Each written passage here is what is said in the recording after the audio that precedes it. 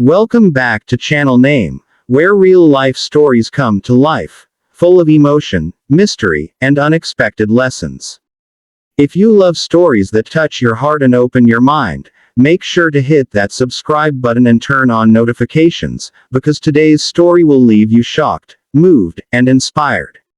This is the story of a pregnant woman, a rude waiter, and a group of bikers who taught everyone in that restaurant a lesson they'd never forget. The story is called, Waiter Threw Water at a Pregnant Woman. He Didn't Know She Was a Biker's Wife. Let's begin. It was a warm Sunday afternoon. The sun was shining bright, and the streets were busy with families enjoying their weekend. Sarah, a young woman in her late 20s, was 7 months pregnant.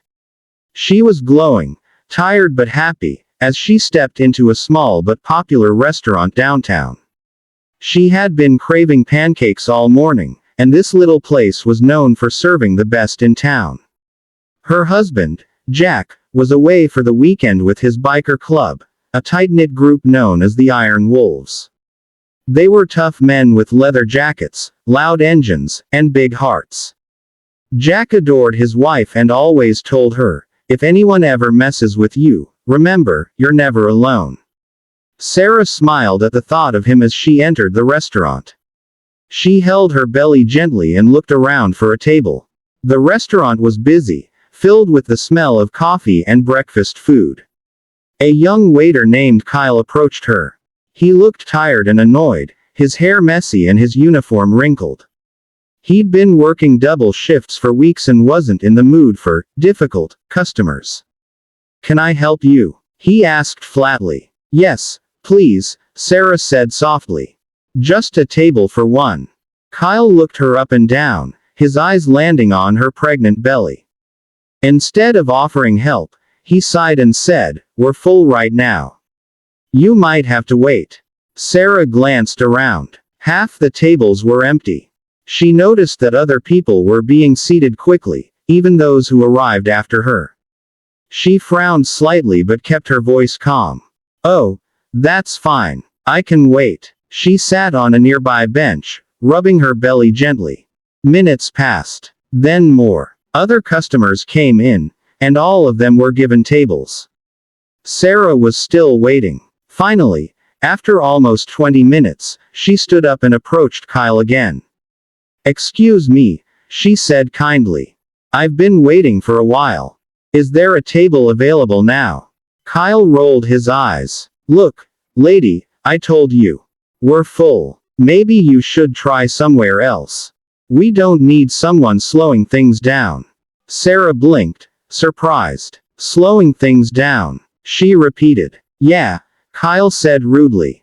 "You're pregnant, right? You'll probably take forever to order. Need extra attention, special food, extra napkins, all that stuff. We're busy. Try the cafe across the street."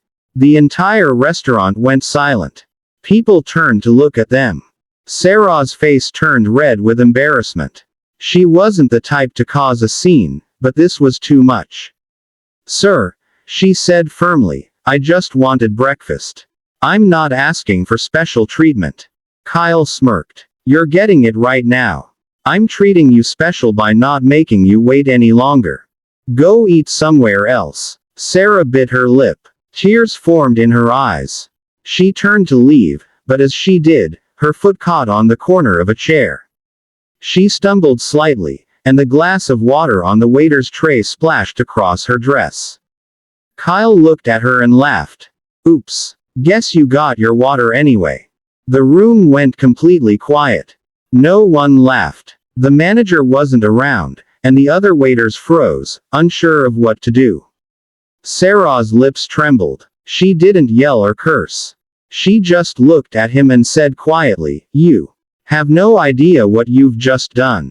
Then she walked out, tears rolling down her face. Later that day, Kyle was cleaning tables when he heard the distant roar of motorcycles. At first, he ignored it.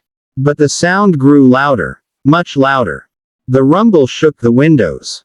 Then, one by one, bikes pulled up in front of the restaurant. Customers turned to look outside, whispering. About a dozen bikers, all wearing black leather jackets with a wolf's head emblem, dismounted their bikes. The leader was a tall, bearded man with piercing eyes. It was Jack, Sarah's husband. Kyle felt his stomach twist. He had no idea who these men were, but their presence alone was intimidating. They walked in, boots echoing on the floor. The chatter died instantly. Jack scanned the restaurant slowly, then locked eyes with Kyle. "You the one who works here?" he asked. Yeah," Kyle stammered. "Can I help you?" Jack's voice was calm, but there was something dangerous in it. "You threw water at a pregnant woman today." Kyle's face went pale. What? No, it was an accident." "An accident?" Jack repeated slowly, stepping closer. "She came home crying. Said some waiter made fun of her. Said she wasn't worth serving, and then threw water on her." "You telling me that wasn't you?" Kyle's throat went dry. Everyone in the restaurant was watching. The manager finally came out from the back, confused. "Excuse me, gentlemen," he said nervously. "Is there a problem?" Jack turned to him. "Yeah, one of your employees humiliated my wife." The manager's face turned serious. "Sir, I'm sure this is a misunderstanding." "No misunderstanding," one of the bikers interrupted. "We don't lie about things like this." Jack pulled out his phone and showed the manager a photo of Sarah, sitting on their couch, her dress still soaked, her eyes red from crying.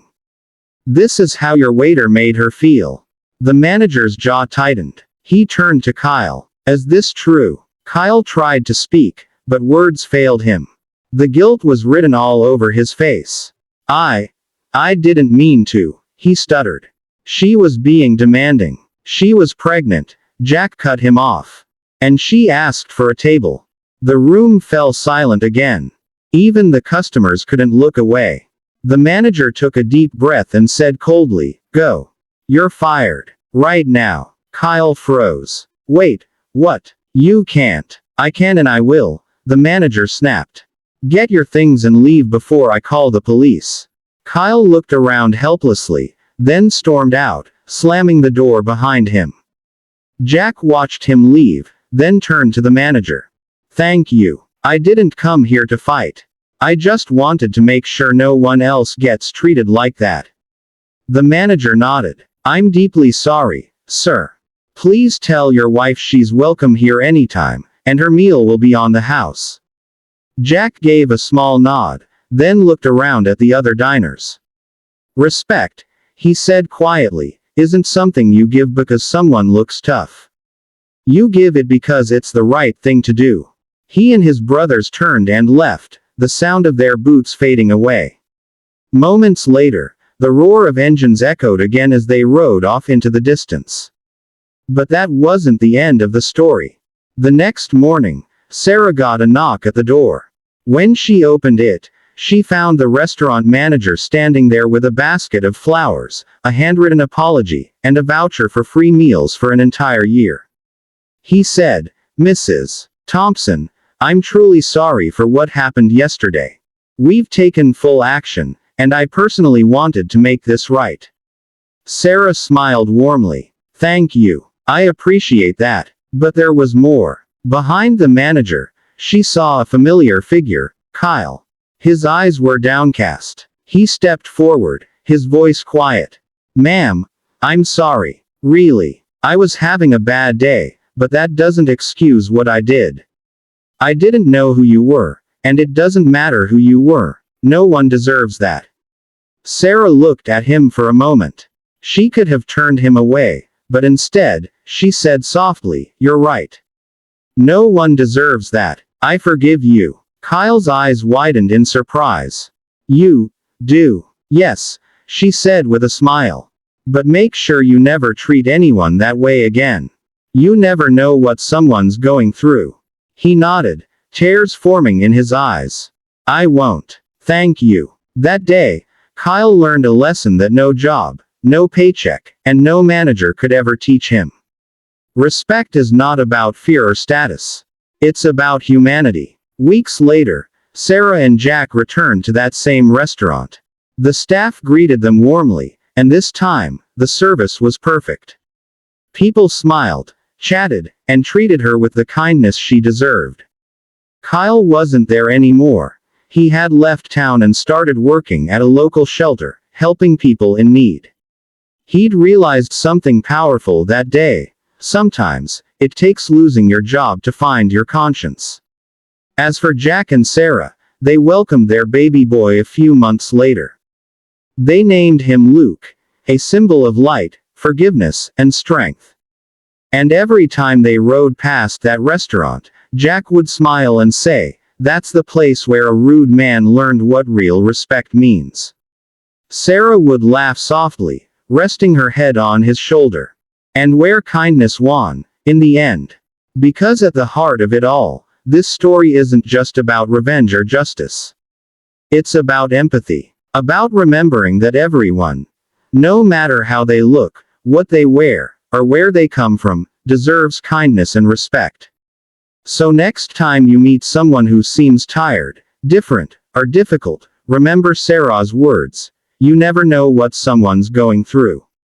Thanks for watching this powerful story. If it touched your heart, make sure to like, share, and subscribe to channel name for more real-life stories that inspire, teach, and remind us what it truly means to be human.